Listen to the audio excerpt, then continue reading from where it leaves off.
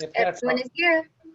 okay, so let's call the engineering committee on Tuesday, June 9th, 5 p.m. To order. And I see everybody's here, and we do roll call. Mike's here and Ray's here. So Jim and Steve and Dave and Keith. So everybody's here.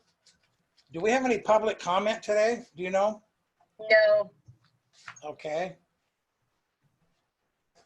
This looks like, I hope you came prepared, Dave. It looks like it's going to be another meeting full of things that you'll have to say.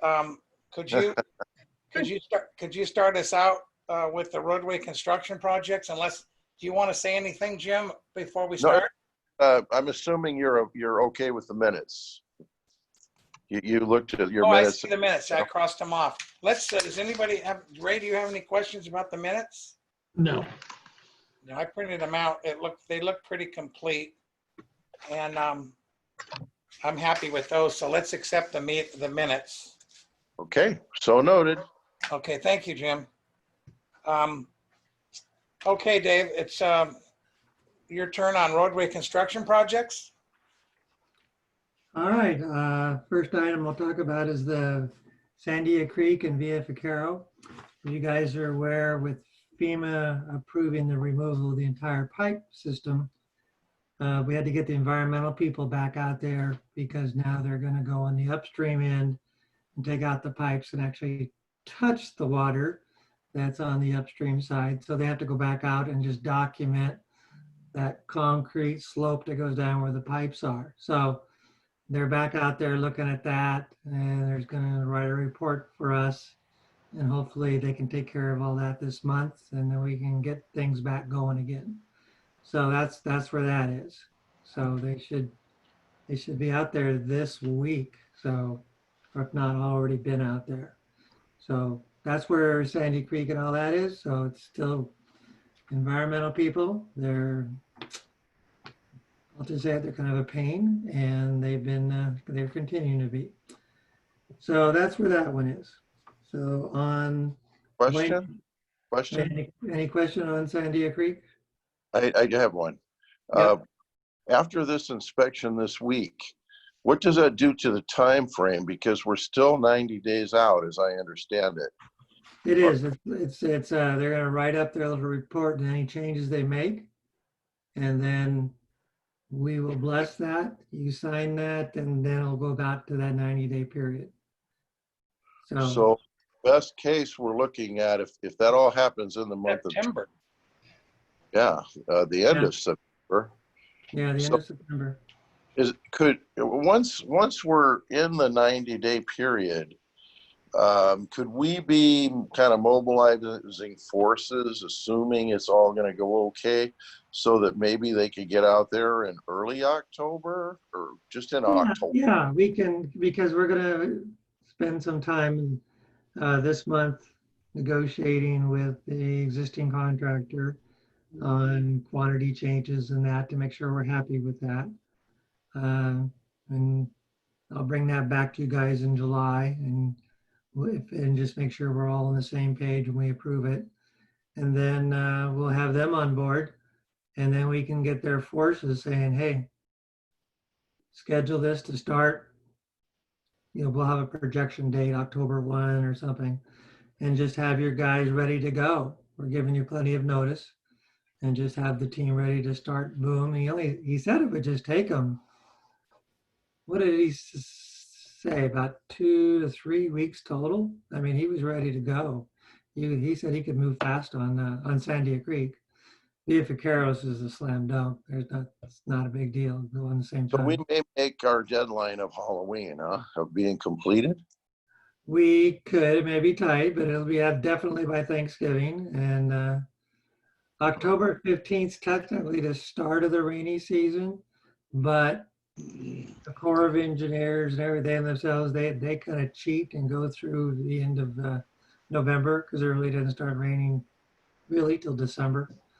So Dave, what's the time frame once they start? How long a project is it? I've lost track. It's really only like a 3-week project. Okay. Start to finish, if their crews are on board there. Yeah, it's Right, been, Keith? Isn't that what he told you? That's what he told me. Yeah. Are you talking to me? Yeah, Yeah, something like that. he was in that Depending on, neighborhood. yeah, depending on weather. So, Yeah. okay, well, that sounds good on that. Any questions on anybody have on that project? Okay, let's move on to Buena Vista reconstruction project. I received another email today, yesterday or today from one of the residents out there, and I forwarded it to you. Did you get it, Jim? I did. Yeah, so from now on, I mean, I had a boatload of those in the past, which I've lost or they're on my computer somewhere. But when somebody sends me one, Right. I don't know. I went ahead and answered them. What did you think about the answer? Did you read You my know what? answer? See the answer. Oh, wait a minute. Okay, so the answer was today or yesterday. I didn't look at the date, but what I read was fine. Okay. And if you to 'Cause follow up, I was tell me. talking about next summer, possibly. But that was correct. Yeah, that's about right. Okay. Because get the environmental finished, I think. Dave, didn't you tell me a few days ago that it's like January or something? The environmental will be finished. Well, let me go. I can go through the schedule here with you. Oh, okay. All right. Sorry. Part of my report, you're getting ahead of me. Can you give us a report on that, please? Okay. Buena Vista, let's see. Rincon is who we hired to do the environmental this, different firm than the other one. They're also a great firm, but they're more speedy at it, I believe. They went out in the field in May and did all their biological reconnaissance survey and their jurisdictional delineation. So they're writing up a report, their biological report they have to do, and their wetlands stuff, and they're going to show them on a map. And they're going to give all these report to us on scheduled right now for June 25th. So in like 3 weeks from now, we sure or less we're going to get that. Let's see. And then after they get with that, they'll go out and do some more, put all the reports together, and that'll take another, after we approve and look at what they say, then they put the whole document together. And they're saying they'll have that done midsummer-ish to, August sometime. All that'll be done. And it'll actually be on a pretty good fast track. So but it won't be done. It won't be ready to start construction before the rainy season hits here. So the whole thing will be done, like Jim said, probably in the December, January timeframe. Everything will be like, okay, you're approved to go out for construction. We will put it out to bid probably in January. Give them a month to bid on it. That'll take them through February, and then get them started in March. And then that could take them a full month, month and a half, because that's a deep canyon working out there. We haven't looked at the time frame too much, but it's at least a 2-month project because it's like almost 20 feet deep out there and kind of stuff they're going to have to do. So that one we're talking about next spring or early summer having it constructed. Okay, Keith, did you hear anything about the truck that overturned out there with all the rock? The people that are having their house built had a truck come out and they got lost, and I think they were on El Calamar or somewhere else. yeah, he was. He came down the wrong side. He's probably following his GPS. Right. And apparently when he went to turn around the truck, he jackknifed the trailer. And it looked like he dropped a load of pea gravel or base. And they got the truck picked up. It didn't cause any damage to the road. They picked up most of the rock. And we went out there later on and just got the rock out of the road and just spun it off in that driveway area. So it got all cleaned up pretty quickly. Okay, great. All righty. Okay, so any more questions on Buena Vista? Okay. Let's see, reconstruction projects. That's we can talk about the proposed slurry seal project. That would be Dave. Is that the bid sheet that you sent us today? Yeah, the project is out to bid.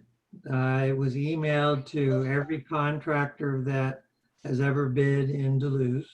It was also put on the Dodge Green sheet, Bid America, and so we've emailed out to everybody. We're going to supply probably around 15 sets to Duluth on the counter, but if we give it to everybody or they get it off there, they typically won't ever come to you guys to get a set because they can get them, we're giving them to them for free, and they don't, unless they want a hard copy, paper, big drawings, but these guys just take that and take it to their own printer if they want a bigger copy, and they do that.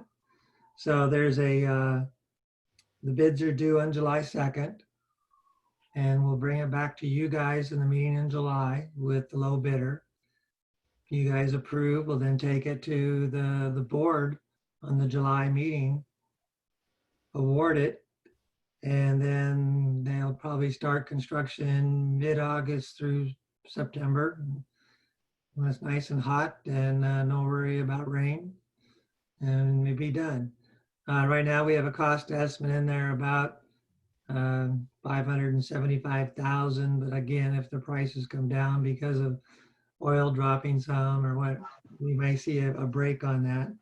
The goal was to have a project in the $500,000 to $600,000 range. I just gave you the bid schedule so that you guys could see that, where I gave you a Schedule A and B. Schedule A is all the roads that you saw in that exhibit, and that includes the slurry seal and all the striping that's in there. Schedule B is the extra striping that Steve wanted outside those streets to continue the striping so it was continuous through certain areas. He didn't want it to be, oh, here's brand new paving and then nice striping, and you go off and you go into, you can't see the striping anymore. So you get that. So we had that as this B. The low bid will be based on the sum of A and B.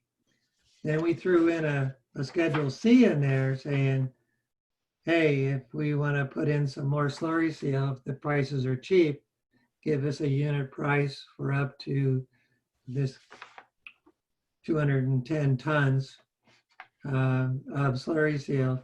And then we can kind of pick areas. If the price is worth it, we'll do it. If not, we're under no obligation to give it to them. So it gives us some flexibility.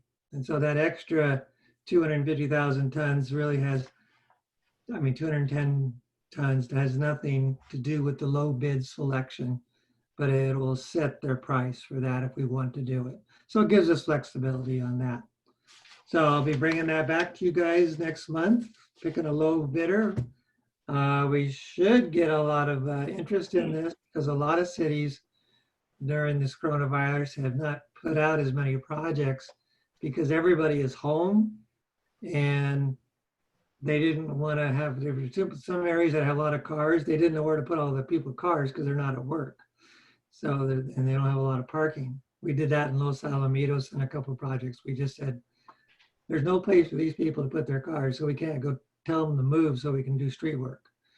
So and there's other cities like that too. So we'll see. Hopefully it'll be a good bid coming in. Any questions on that? Dave, I got one clarification. Yeah. When you said Schedule A is the slurry seal streets and the striping, Yeah. is that the entire street that, and part of it's only being slurry sealed, but is that the entire street being striped? No, as I said. B is the schedule to get the rest of that street striped. Correct. Where is the schedule for the annual striping for the other zones that we had? Well, everything that you wanted, that you gave the staff is in B. Everything. Okay, so the extra striping for all the other zones, for all the streets that you're not slurry sealing, plus the striping on the slurry seal streets is all one big Schedule B. No, I do have up in Schedule A, if you look at, It's got a lot of striping on Schedule A, but Schedule Yeah. B is the supplement. 7, 8, 9, 10, 11, those are all your striping on those streets that were slurry sealing. So if you look at Schedule A, you're in there. So you're covered on everything. Steve, do you have the printout that he You sent know, today? I don't have that in front of me, so Okay. I'm looking, Okay, I'm well, going, I'm going off memory. So- You're covered. We got witnesses that he said you're covered, so. All right, I trust them. Yep, we got everything you asked for is on there. Okay, great. Well, thank you for that, Dave. That brings us to item G, traffic issues. We'd like to hear from you, Steve, our traffic engineer. Okay, so we just covered the first item, and now the second item I have was speed limits.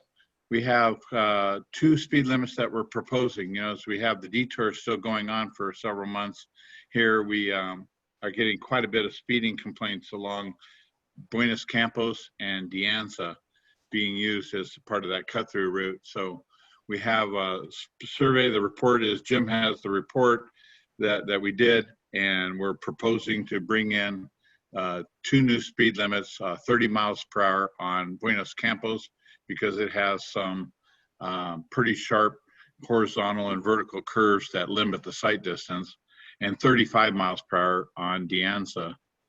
And so we'll be asking the board next week to approve that. Well, that sounds like the plan. And then, go ahead. Is that road experiencing deterioration from excessive use, you know, out there? Do you see that? You know, Keith could comment on it too. There's some potholes and there's some edge of pavement type of deterioration that's happening. You know, part of that's some of the trucks coming through. And part of it might just be, you know, the wet weather we've had over the last, you know, 3 to 6 months and stuff like that. But I'm sure that FEMA will, you know, cover all that kind of stuff. They normally will, you know, so Dave and Keith and Jim can speak to that more fully, but it's in pretty good shape for the most part. Okay. All righty. Any And questions on the traffic issues, or you're not done? Well, I have one more. Okay. We're working with San Diego County residents to adopt a 7-ton weight limit for Sandia Creek. They are experiencing large trucks going down Sandia Creek and going through that private area just south of the Duluth Community District. And so they have requested San Diego County traffic engineers to post Sandia Creek, and they're also looking at posting Duluth with 7-ton weight limits so that trucks that are overweight would not be going down these 21% grades. And they've asked for our cooperation to do the same for our half so that the trucks don't enter and then have to turn around when they get to the weight limit here. So we're proposing to do the same thing on Sandia Creek. And we've asked the county of Riverside to do the same thing on Duluth. And so it won't affect any of our deliveries. If you're making a delivery, you have lumber coming, you have, you know, cement coming, whatever it is, that's fine. It just means you can't get off the freeway because of the traffic congestion and cut through Duluth and go down the big hill just because you want to take a shortcut to Fallbrook, kind of a thing. So that'll be coming also to the board next week. Okay, well, that's good. Very good. Any questions on any of the stuff Steve talked about? Hey, Steve, I have a question for you. At the county line heading south, there's an 8-ton sign posted there now. Did the homeowners just do that? You know? No, that 8-ton sign's actually been there the last few years. It's been there. Yeah. Okay, I was thinking it was. I don't know why. I just took note of it in the last couple of weeks. So. Right. So they want it down at the 7 then and have it posted legal. Right. Seven's kind of the number that most cities and counties use. And so that's, I think they'll probably adjust theirs when it gets approved to make theirs 7 also, you know. Okay, okay. Okay, great. Well, thank you. Keith, do you want to give us the report on road maintenance activities? Sure. Field crew? Yeah, Field crew last month spent about 60 hours doing light trimming, mostly around signs and vision clearance. What they've really been focusing on since we got back to work here is the weed spraying. And they're currently about 75% of the way through the district. They're shooting to be done by Monday or Tuesday of next week, and basically have all of our shoulders and areas where we have weeds coming through the asphalt sprayed. Hopefully the weather will act more like June, so we can get out and do some mowing and grading. Then we'll just have to see how that goes. We're getting kind of late into the season for doing this. You mean June gloom? So you don't have any sparks? The June gloom, yep. That's what I'd really like to see in the next week and a half. Yeah, me too. So we could get out and do some shoulder mowing and grading without worrying about fire damage. Otherwise, we're going to have to figure out how we can possibly follow the mower with a water truck or a water buffalo or something that if we hit something, we can get water on it instantly. We've never done that before, but we've never mowed this late into the season or had this kind of a weather pattern, honestly. It's an unusual June so far. Yeah. Well, we cut weeds, I don't know, a month or 6 weeks ago, but now we have a second growth of weeds. So yeah, you always do. The mustard comes up last. I got you. Okay. Is there anything else you need to report on? No, actually, it's been pretty smooth out there because traffic has been light, and a lot of the homeowners have been getting out and doing their weed cleaning, which is always helpful to us. So it's actually been pretty smooth since we got back, and we've been able to focus on doing the weed spraying and getting caught up. Well, that's great. Hey, Steve, I wanted to ask you, have you heard anything about how well the flashing four-way is at on Rancho Cal that we put in, the new one at De Oro? They haven't given us anything in the way of feedback on it. As I told the board, they are also going to be monitoring the speeds between the four-way and the Temecula city limits. And so we're hoping that with the addition of that, they would actually change the speed limit between El Benito de Oro and the county, the city limit at Temecula there down the hill, down to like say 45 instead of 55.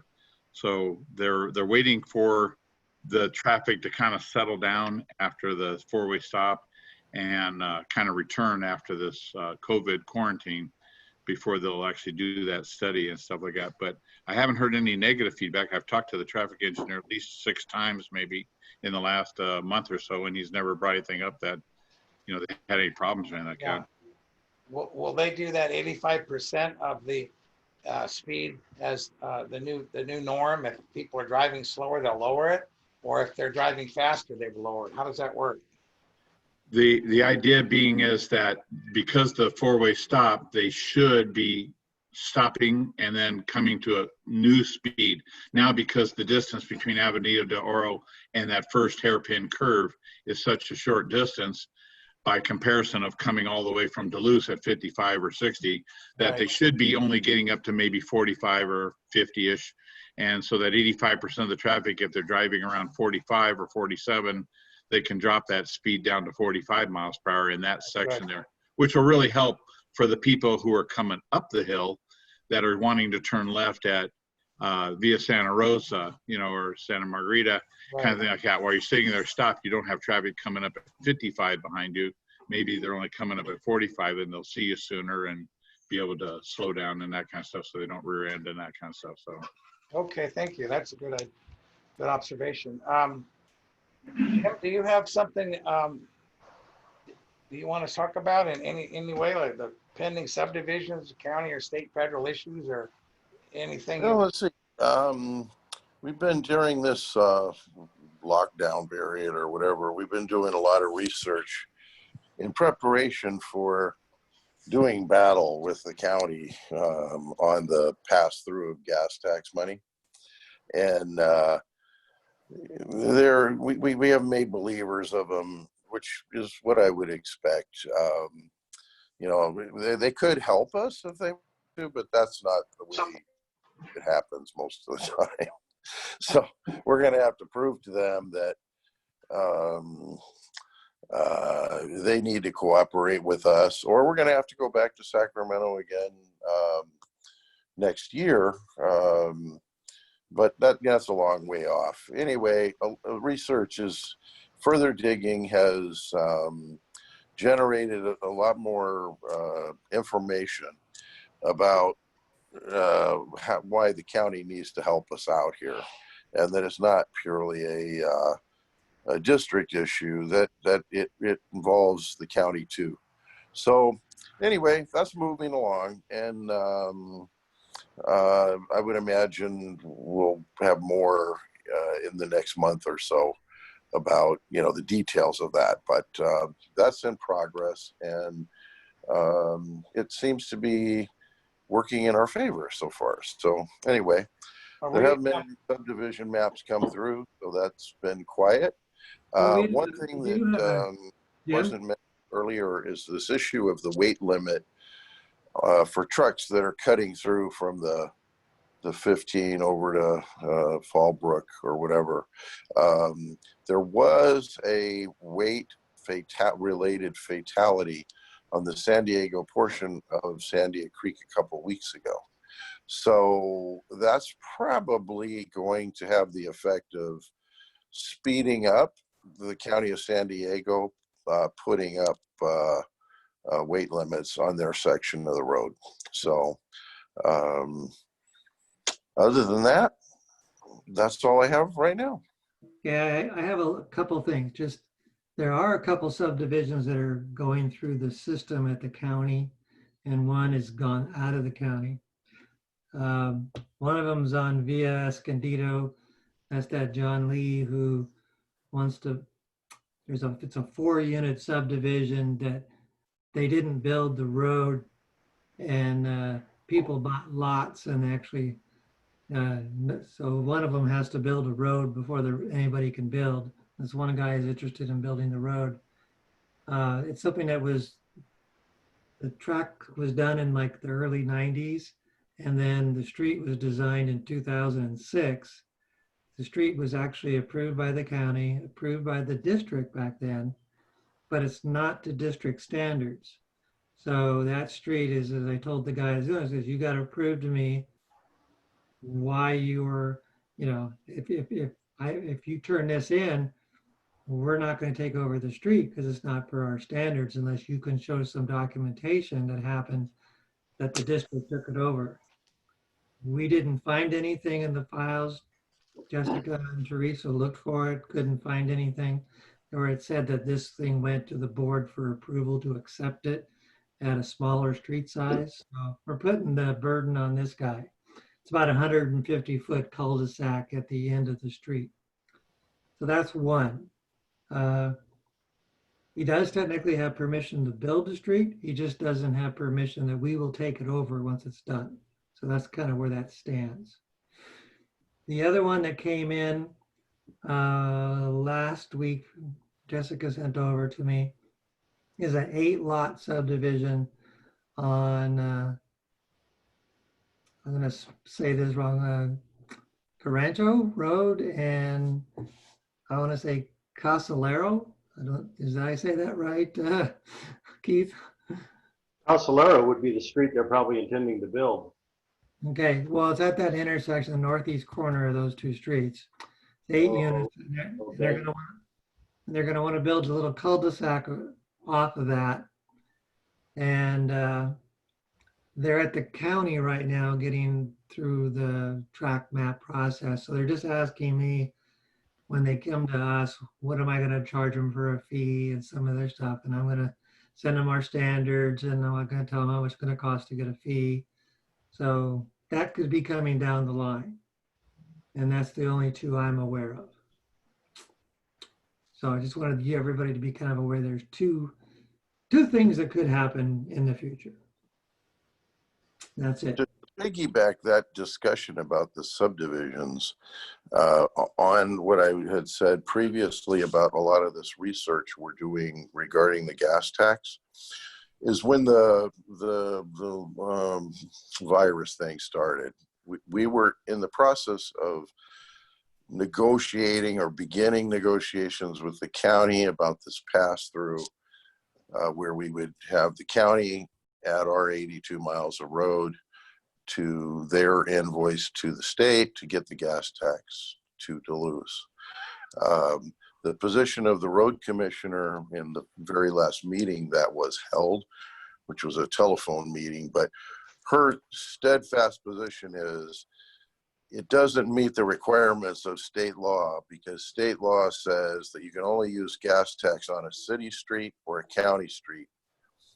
And therefore you don't qualify, and you, the district, need to go to Sacramento. She didn't even realize we had to get legislation. Well, that's precisely what the legislation was clarifying, is that in the law, it says city, comma, county, comma, road.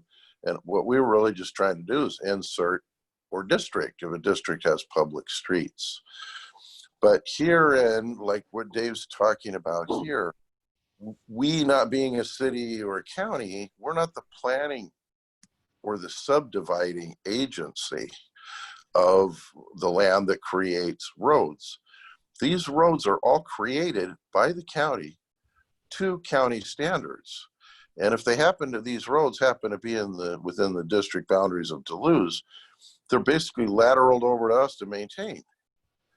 So our position is that if we didn't exist, these roads created by the Planning and Zoning Department would have been county roads.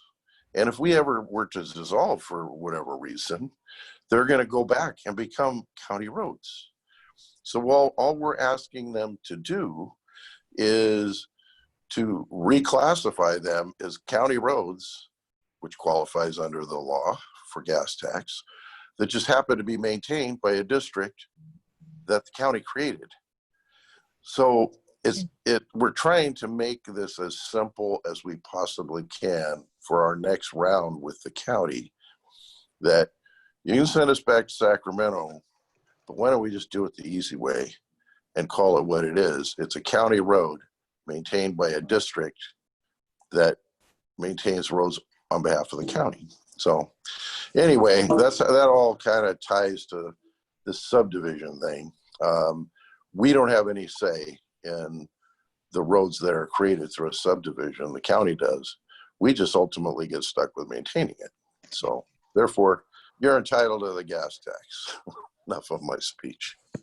Mm-hmm.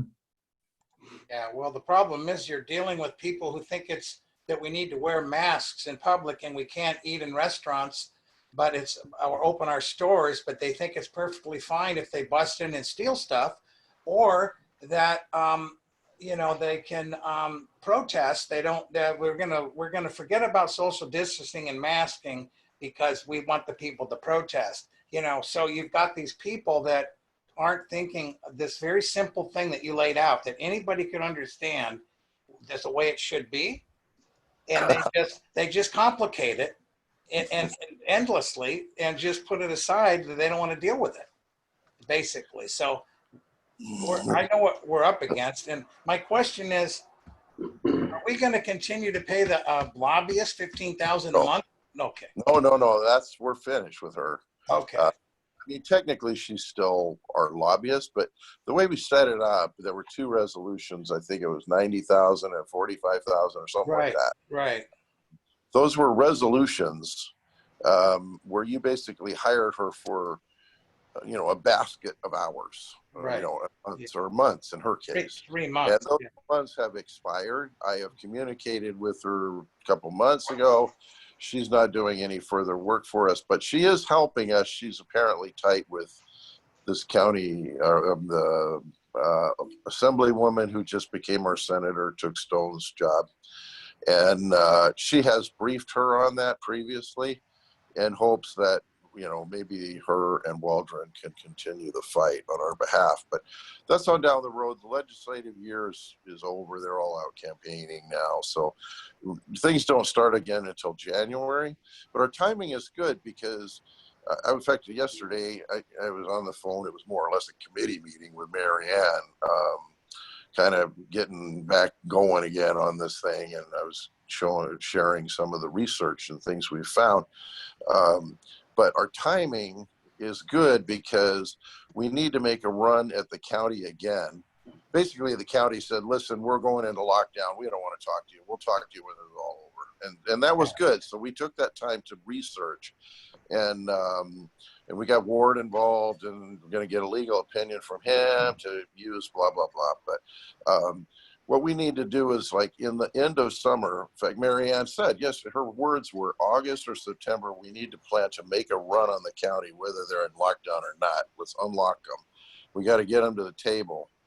And just, behind the scenes with the road commissioner, are they going to go with us and work something out, or are we going to have to do it the hard way? And then what I think may happen, if we have to go to Sacramento, a real score would be next time, let's get it to where we can go to Sacramento arm in arm with the county. So if the county keeps believing this, drinking this Kool-Aid about they have nothing to do with these roads and we don't qualify, well, then if they want to amend that law to make it so we do qualify, we go arm in arm, because the majority of the Board of Supervisors is the same political party as the majority of the legislature. And that was one thing that hurt us, because our voter registration in Duluth, it wasn't helping us any up there. And secondly, they have lobbyists on staff. So if they would just do it for us or with us, we could use their staff lobbyists, and then we don't have to pay for it. Yeah. And we have both our senator and assemblywoman on our side. And chances are maybe we could get something done next time without spending all this money. So Sounds good, Jim. Well, that's kind of where it's going. yeah. All righty. Well, that'll be great. You'll be the first mayor of Duluth if you can pull that one off. I'll be your assistant. How's that? Okay. All right, folks. Do we have anything else we want to discuss, or should we fold it up for today? That's all I have. Okay. Well, I'm gonna hit the gavel and call the meeting adjourned. Okay. Okay. Thank you for everybody for coming. Thank you, Jessica, for hooking us all up again. My pleasure. Have a great evening. You look See great you on next camera. day. Okay. Bye. See you later. Bye-bye.